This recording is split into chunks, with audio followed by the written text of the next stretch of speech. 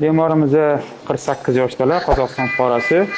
Shikoyati bir necha yil oldin burundan travma olib, burun to'siq qiysaygan va nafas olish qiynalib qolgan. Ya'ni burundan qiynalib nafas oladi va yoshlanadi ko'zi. Ya'ni ko'z yosh kanali yopilib qolgan. Hozir burun to'sig'ini to'g'irlaymiz. Bitta etapda ham burun to'sig'ini to'g'irlash va ko'z yosh kanalini birinchidan ochish operatsiyasini bajaramiz. Xudo xolasa.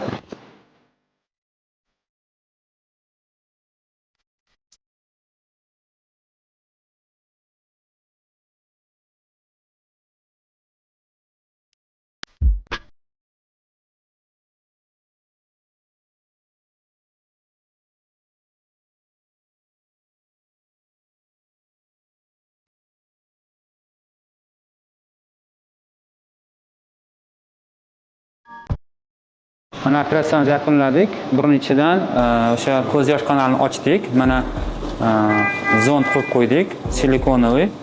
Bu 1-2 oy turadi, kanal shakllanguncha.